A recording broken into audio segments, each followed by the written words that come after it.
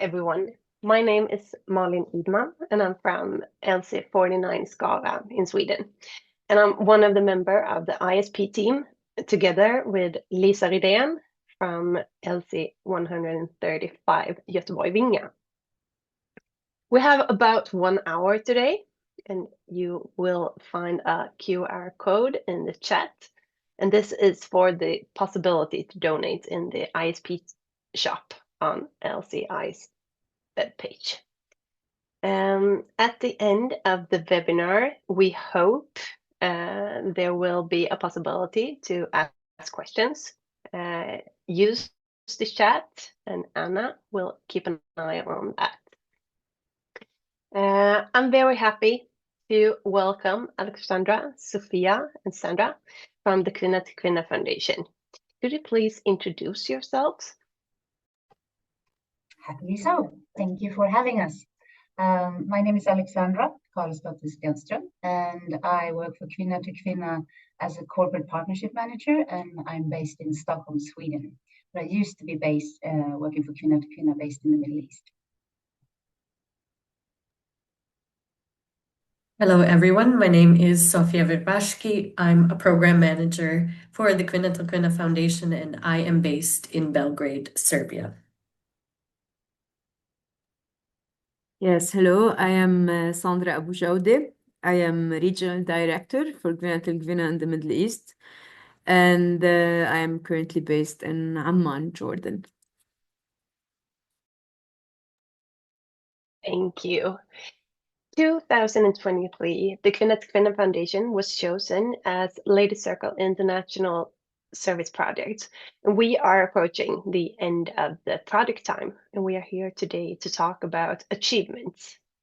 Because sometimes it feels like nothing is changing. But organizations like Kvinna till Kvinna prove that real change and real impact is possible. Alexandra, could you give us a brief introduction to the organization? Yes. So Kvinna till Kvinna Foundation is an international non-profit NGO, and we were founded in Sweden in 1993. And this initiative was by Swedish peace and women's rights activists, and it was a response to the sexual violence and gender-based atrocities being committed during the Balkan Wars, where women were facing both war-related trauma, but also societal marginalization. And today we are one of the world's leading women's rights organizations, where we work on promoting women's rights, gender equality, and peace building in conflict-affected areas. What else can I say? We collaborate with over 100 partner organizations in 20 countries across the Western Balkans, where we started, and the Middle East, Africa, south of Sahara, South Caucasus, and also the Ukraine. And I could also mention that we were created out of recognition that women are disproportionately affected by war and conflict. And even so, they're often excluded from peace-building processes. So this makes for a big imbalance. They are very much affected, but not partaking in decision-making roles. So we believe that empowering women and strengthening women's rights organizations locally is really an essential step in achieving sustainable peace and gender equality. This is because organized women know what needs to change in their own contexts for them to be free and to use their skills and power so they can build, peaceful, prosperous communities where human rights really are respected, also from their perspectives. What would you say makes your approach unique? Well, the name Kvinna till Kvinna means woman to woman in Swedish, and that really reflects that the organization's core idea is about solidarity between women. And from the beginning, it has really focused on supporting local women's rights organizations, like I mentioned. And this approach aims to build long-term sustainable change by empowering the women, on a local level, but connecting them globally.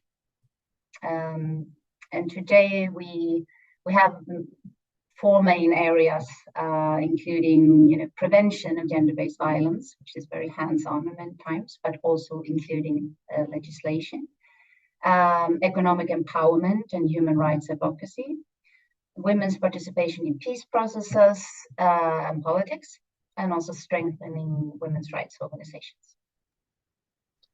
This really sounds like a long-term commitment. Yeah, I've been doing it for several years. And it's also because progress on women's rights takes time. And I think it's because it really involves challenging deep-rooted social norms, legal inequalities, power structures, all of this that have been in place for a long, long time, many generations sometimes. And we know that sustainable change requires long-term efforts in education, for advocacy, policy reform, and community engagement. Otherwise, it won't shift attitudes. And yeah, it can sometimes take a decade, and that's why long-term support is not only valuable, but actually really necessary to achieve lasting positive change. Could you share some examples of what Kvinna till Kvinna and your partner have achieved over the years? I know you have a lot of examples. There are many, but I'll give a few, and I'm sure that Sophia and Sandra will add on. But for instance, we have the survivors of wartime sexual violence in Kosovo, women who survived sexual violence there. They were ignored for many, many years. And some of them had to really face their abuses and rapists in their daily life after the war. And in 2014, they were finally recognized as civilian war victims. So that was a huge, victory in terms of being listened to and getting some compensation. And they also received rights to state support from that. And this was due to, really tireless advocacy and also donor support. Otherwise, there wouldn't have been a chance for us and our partner organizations to hang in there for that result to happen. And another example is from 2019 in Liberia, where they pushed for over a decade to change, to get a law against domestic violence. And that was also, so many layers that had to be worked on and looked at and pushed for, but also with, long-term support, women-led organizations could, push through, and now they have this law that's supporting the survivor, which is really nice. Those are such important changes in order to protect women from gender-based violence. True, it's true. You want me to give a few more? Yes, please. Well, we have I was shortly before the Liberia case, we had a law change in Tunisia, where they proposed a landmark law giving men and women equal inheritance right, because that didn't exist before. And that's also a bold step forward for full gender equality and something that we really celebrated with our partners. And another one is about getting the ban on child marriage that was introduced in the West Bank and Palestine in 2019, which really was a major victory in the fight for girls' rights. And this was done through, powerful campaigning and also a lot of awareness raising and meetings informing both parents and school children or adolescents about the risks of child marriage and how it's really affecting the community and the individuals. So that helped shift attitudes in both society and to protect girls from early marriage. And the last one, which is more recent, from 2023, where we work in Democratic Republic of Congo. And for several years, they've been working on changing the law and pulling together a case against sexual violence in conflict. And in 2023, for the first time ever, they managed to convict 23 police and military officers convicted for sexual violence and rape. And this is really groundbreaking because it's stipulating it's justice to survivors. But it also proves that even the most powerful can be held accountable, and it will bring more women courage to step forward and send a strong message to other existing and potential perpetrators that sexual violence and rape is not something that's tolerated anymore. So very strong results. Yeah. So there are, like you said, it can feel hopeless, but definitely things are moving, and we have a lot of good examples of that through long-term work. Thank you so much, Alexandra. Sophia, you are working for Kvinna till Kvinna in Western Balkan. Could you tell us more about Kvinna till Kvinna's work in the area? Yes, thank you, Malin. When it comes to our work and when it comes to results achieved or successes or things like this, people often want to have numbers. Numbers are very clear, everybody can understand them. For example, we're asked the number of beds in women's shelters or the number of phone calls made to SOS helplines for women victims of domestic violence. These are all super important, and it's something that our partner organizations do, of course, something we support, but it's actually only one piece of the puzzle. And that's why we sort of chose today to frame some of the advocacy initiatives and some of the work that goes into making sure those things even exist. In the Western Balkans, where I live and where I work, none of the services for gender-based violence and none of the laws or policies that exist would exist if it wasn't for decades of women's rights organizations pushing for change. So none of them would have fallen from the sky magically. It all comes with sometimes 12 years of work for one law.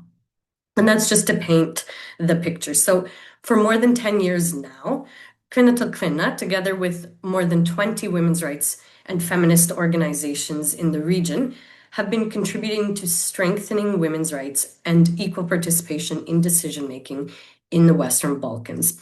And this has contributed to gender mainstreaming of the EU accession process. So even though we are a Swedish organization, we do not actually have any field offices or partner organizations in any of the European Union countries. However, the 6 Western Balkan countries, and those are Albania, Bosnia and Herzegovina, Kosovo, Montenegro, North Macedonia, and Serbia, those 6 Western Balkan countries are all in the process of becoming members of the EU. They're all at different points, and this is a very long ongoing process. It's very much far in the future. But the fact that they're in that process, that is called the EU accession process or integration process. So that's something I will be referring to a lot throughout this seminar. Now, advocacy towards the EU, like when you have the EU as a stakeholder, it might seem like a really highly technical aspect of our work. And in some cases, it might actually sound like a boring thing to talk about, but it's extremely important. And I hope after all of this, we will explain why such work and such highly technical legal processes are really a part of gender equality and achieving women's rights, especially in the Western Balkans. In these volatile times, again, when the world seems to be on fire, people really grasp for these very easy numbers, very simple achievements, this many safe houses, this many SOS helplines. But it's important to think about achievements in a different way as well. And I would say, especially in these volatile times, it's what we have to do when political leadership does not uphold fundamental rights and values as a goal of their politics. Now, the Western Balkans, this is a region where democracy is not upheld, unfortunately. Human rights violations are rampant. Media spaces and spaces for civil society are almost entirely closed. So they're closing so quickly, and the space even compared to last year or 2 years ago, it's a different world that we live in. The spaces for media or civil society are almost entirely closed. So keep that in mind. And right now, women in the Western Balkans need to hold on to the democratic processes that they have left or might have had in the past, and the universally agreed rights and procedures to stay their course. And this is why we continue doing this work. You mentioned gender mainstreaming in the accession process. Could you explain what that means? Yes, thank you. This is, again, a bit of a technical term, but gender mainstreaming is a strategy that aims at ensuring that the perspectives and the experiences of both men and women in all of their diversity are taken into account in policymaking and in legislation. So that means that gender mainstreaming recognizes and addresses the different needs of men and women. There are different priorities, there are different realities, and then the ultimate goal is achieving gender equality, hopefully later down the line. At the same time, when we see these anti-democratic movements growing stronger, and not just in the Western Balkans, also globally, this is where our work for human rights starts to become threatened.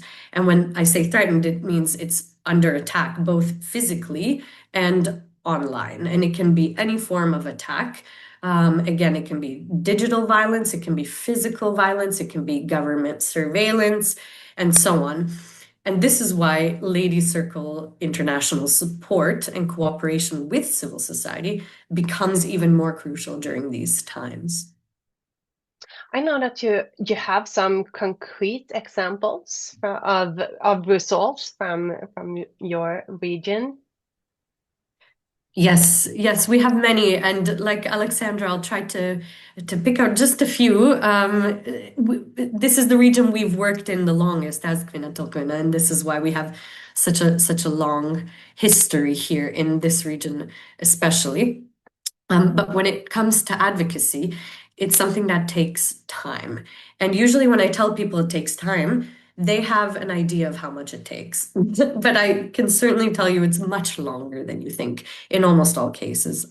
It involves really thousands of hours and days of work, meetings, preparation, drafting input into legislation, creating policy briefs, and so on. And for one example, in 1 year, so in 2024, our partner Kosovo Women's Network, they took action that year and they carried out about 60 advocacy efforts.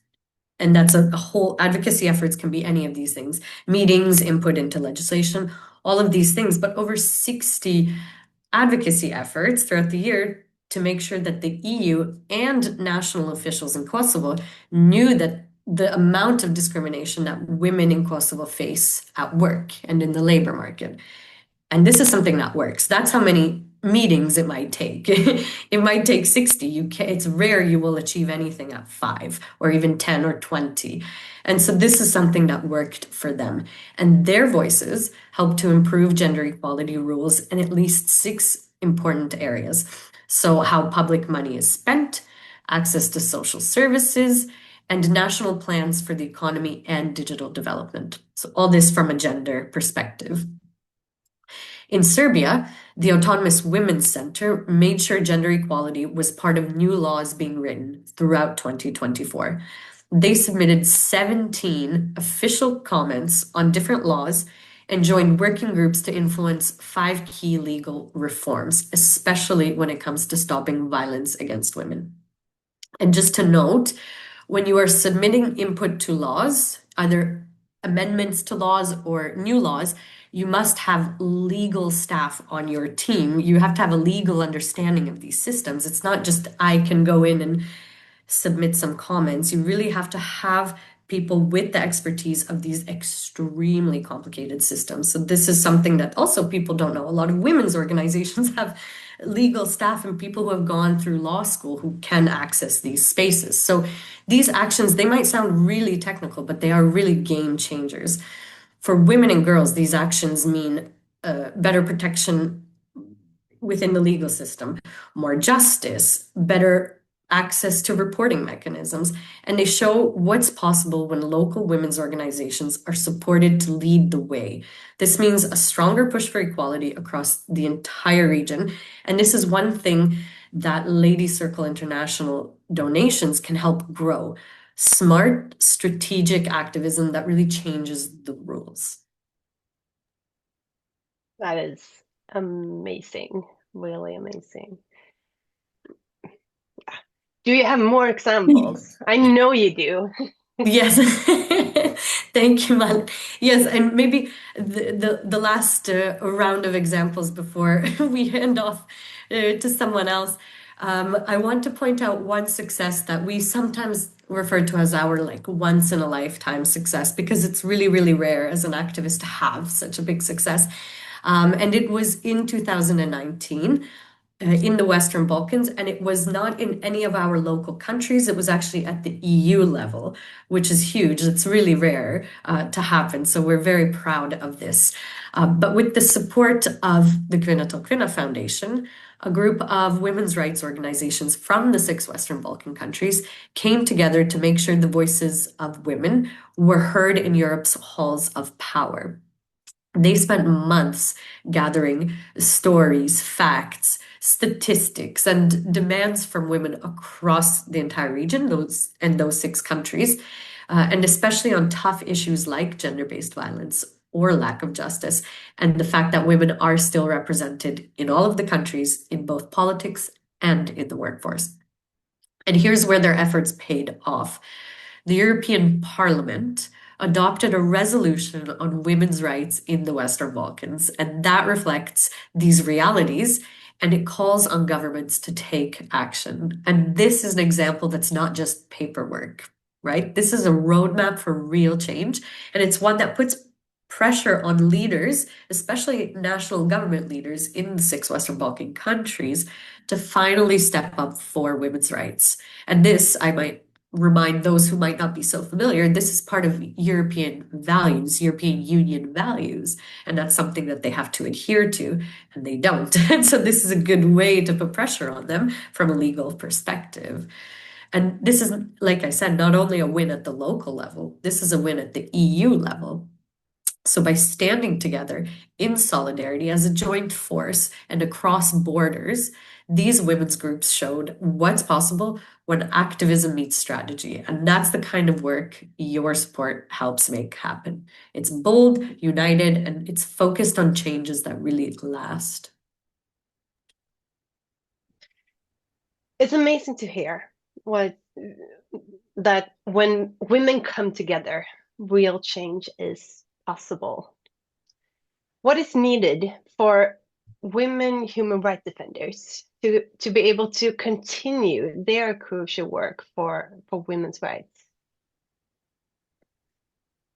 Well, what we know from decades of experience in the Kvinna till Kvinna Foundation is that when it comes to security for women human rights defenders, the most important contribution to raising their security is financial security.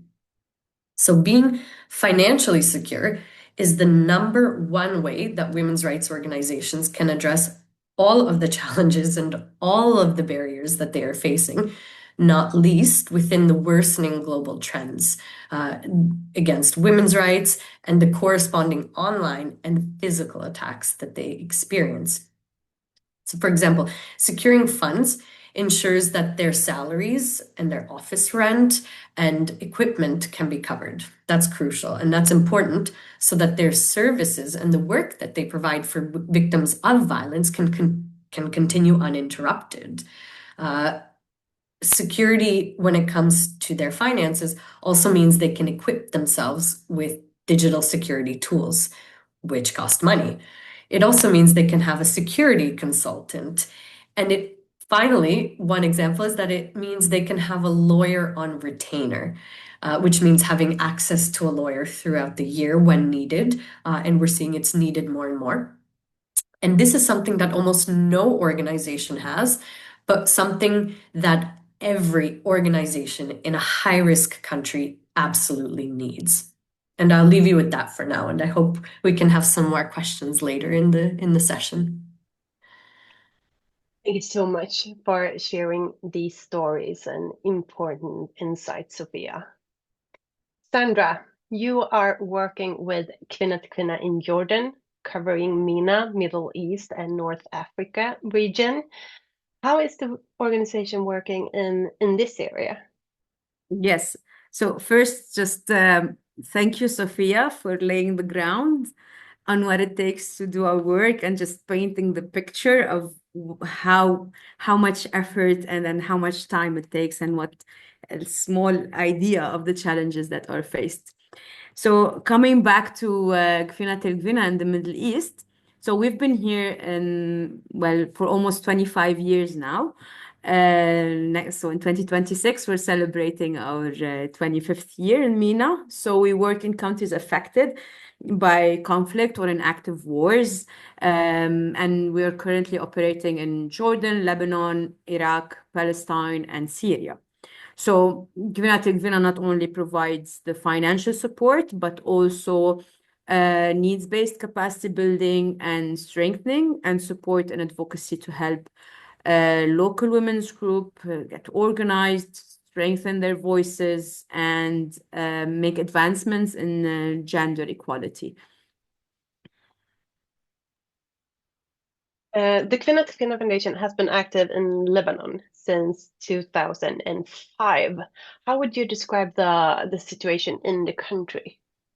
Yeah, this is always so I'm as I'm Lebanese as well, it's always a highly emotional question for me. So Lebanon is a country that is shaped by both beauty and hardship. So with a history of 50 years of multiple and consecutive wars, political instability, regional conflicts, it has become a place where peace is very, very fragile and where women's rights often fall really low on the political agenda. So, with the legacy of Lebanon's legacy of 15 years of civil war and ongoing tensions, including, but of course not limited to, the economic collapse, the sectarian divisions, the impact of conflicts in neighboring countries such as Syria and Palestine. So these have created a society that is focused more on survival and not on justice. So, but even with this challenging environment, women have played a vital role in holding communities together. So, as caregivers, as organizers, as peace builders, so each playing their role in the society where they are. So, still, they are faced with deep-rooted legal and social discrimination. So, personal status law, which are governed by religious courts, often deny women equal rights in marriage, divorce, child custody, heritage, etc. And so, when it comes to violence, many survivors remain unprotected or silenced by both stigma and the legal gaps. So, well, facing all of this, Lebanese women have not stayed silent. So what they did, and so they built shelters, they led campaigns, they lobbied the parliaments, created movements. So they did all this for change. Their push for laws like the 2014 the domestic violence bill shows that peace building isn't just about ending the war.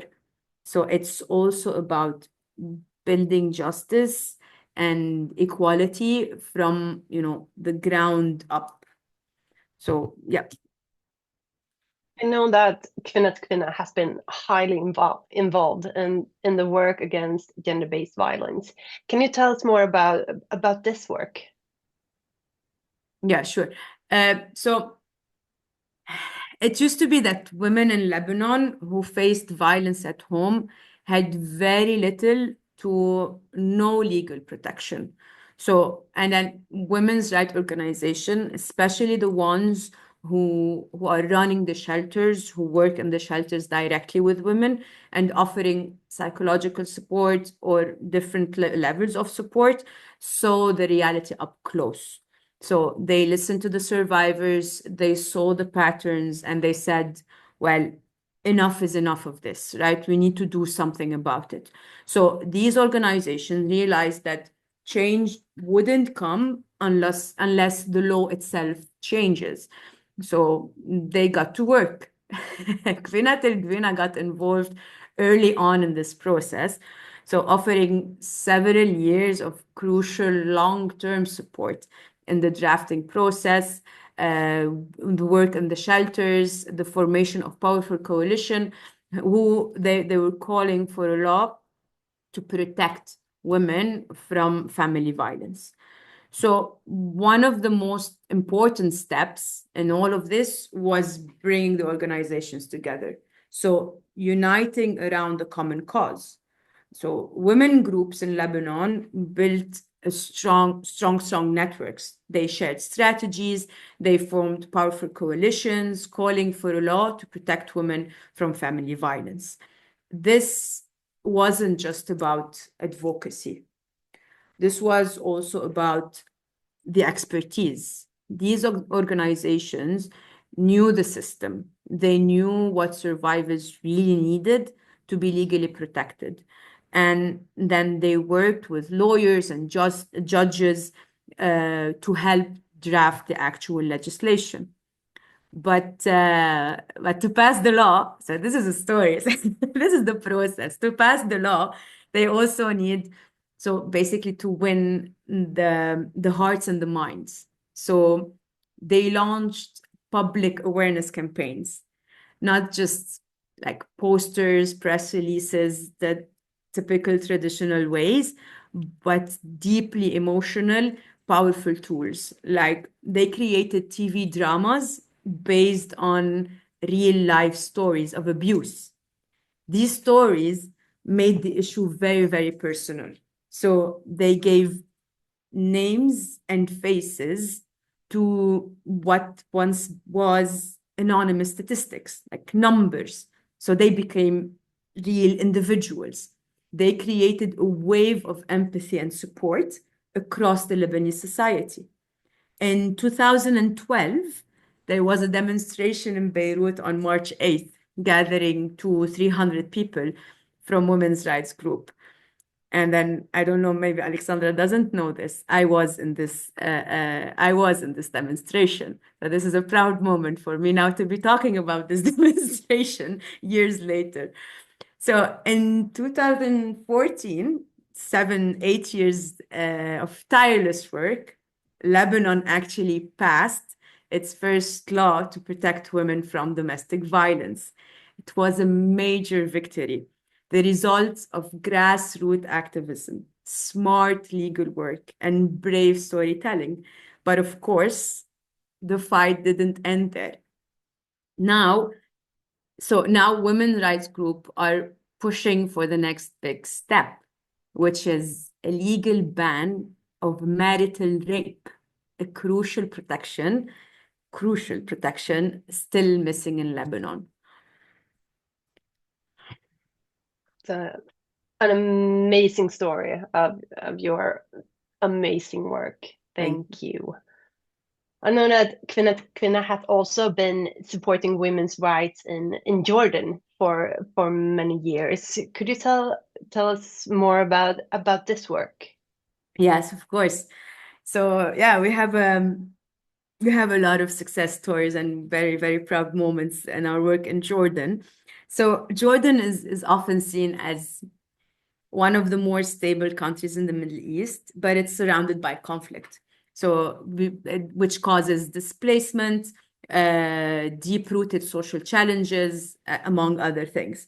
So with Syria, Iraq, Palestine, and Israel all nearby, and Jordan has taken millions and millions of refugees over the years.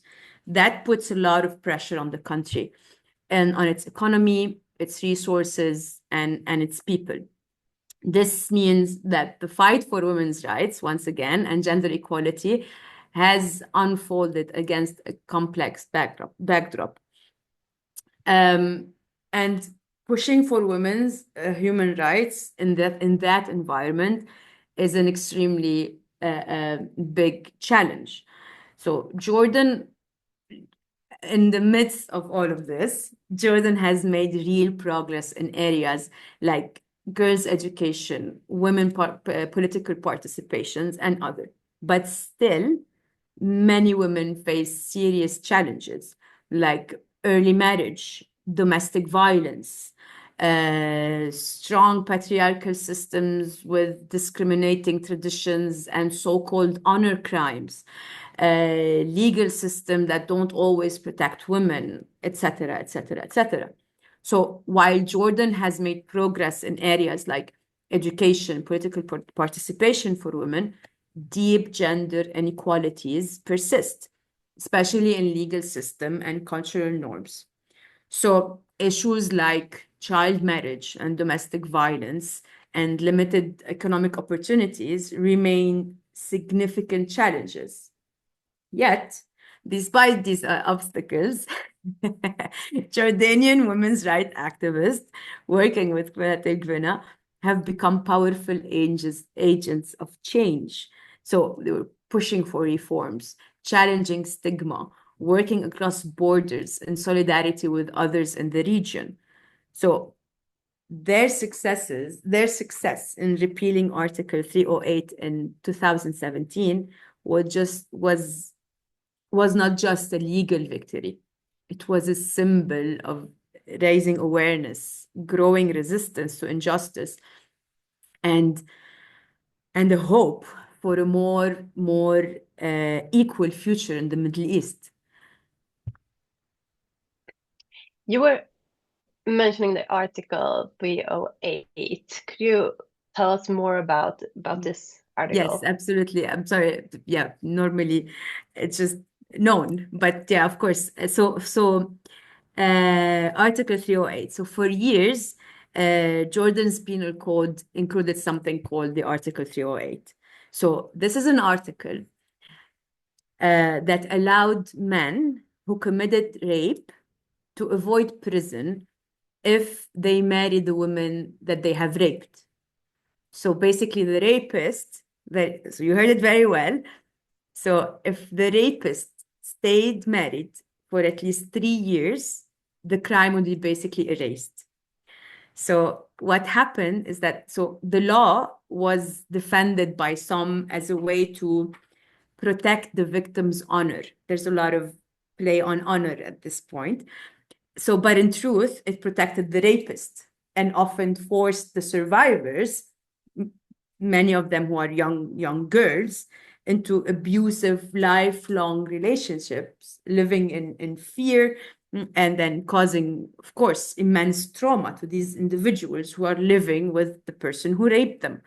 So it also meant that many women did not report the rape, as the women could, run the risk of having to marry, actually, the person who raped them.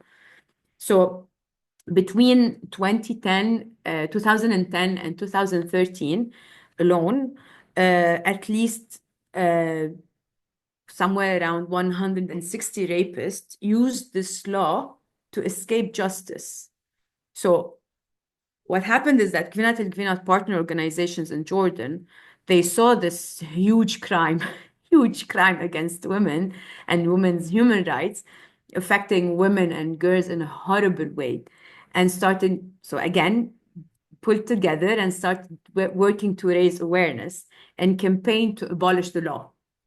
They gathered lawyers, journalists, they joined them in campaigns, they shared survivor stories, they organized many public protests and awareness raising events, putting pressure on politicians. They received threats for speaking out, but they continued over several years. And at the end, it worked.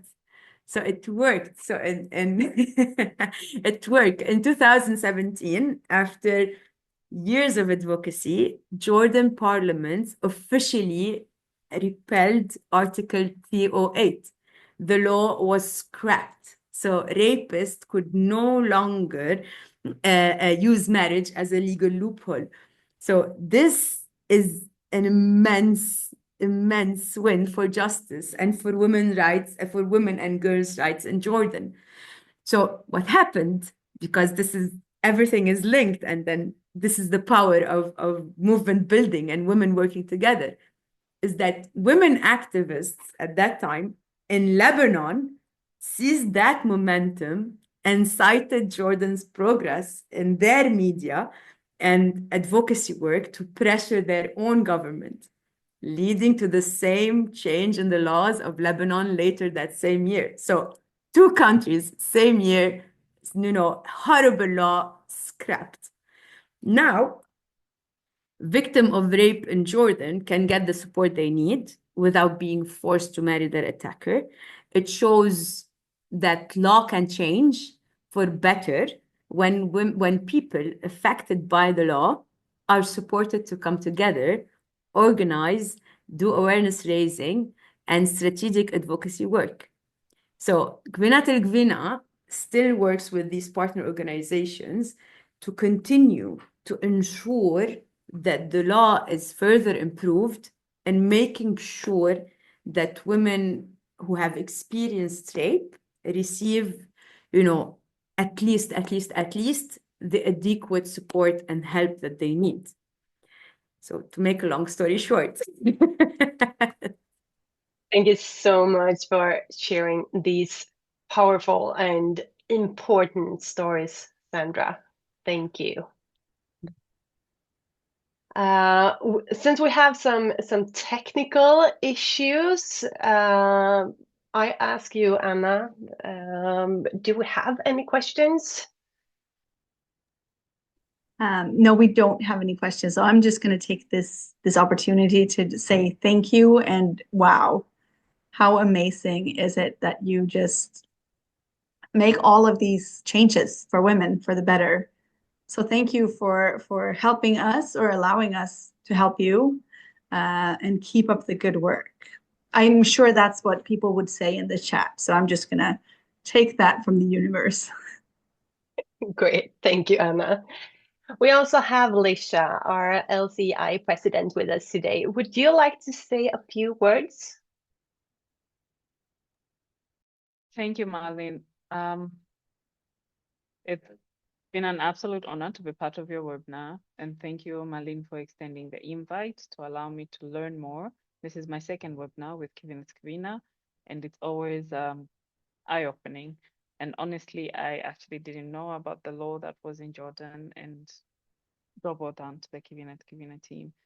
And to the LCI Kivina team, I know you've heard this over and over, but you're doing amazing stuff, and you're well done for wanting to be part of the change through Kivina. And I hope that in one way or the other, as Ladies Echo International, we've impacted the work in a positive way that Kivina is doing. I'm sure I would have wished to raise millions for you, but the little that we've done so far, I hope helps the team in one way or the other. And it's been an absolute honor to be a president during such a time. So I wish you best of luck. And we will continue to do our best to raise funds for Kivina until the very last second. Thank you so much. Alexandra, as a final note, could you say something about Kvinna's impact during last year? I'd be happy to. Maybe to balance, because we've now really tried to focus on the long-term and important system change and what really is required to make long-lasting change. But as a balance to that, also to send off some numbers for you.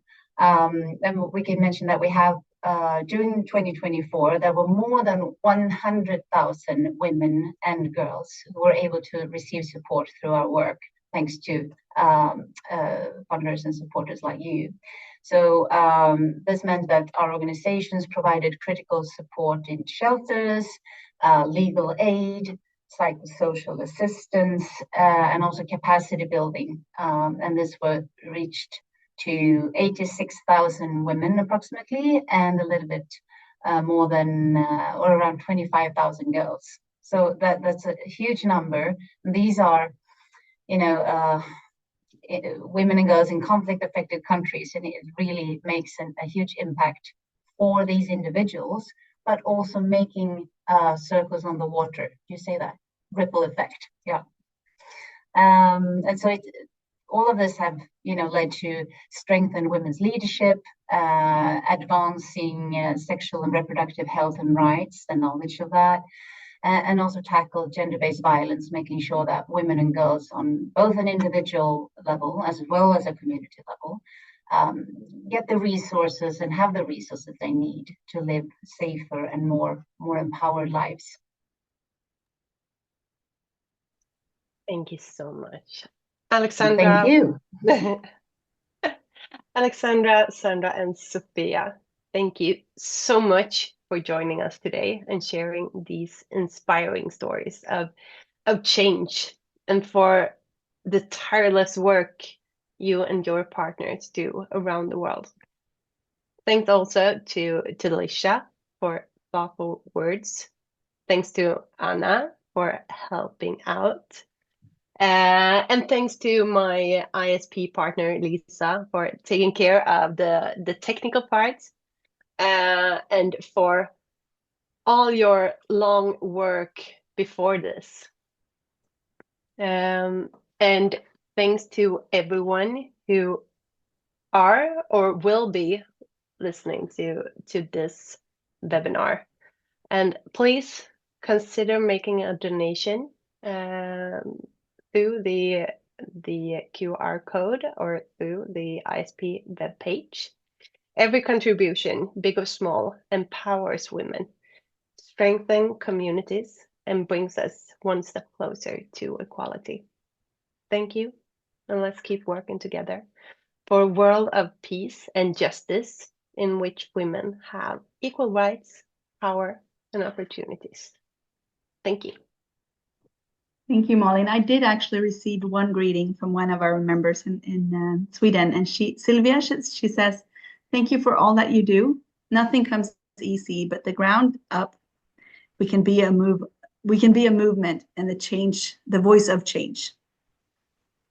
So we do have members out there who are very, very grateful for what you do.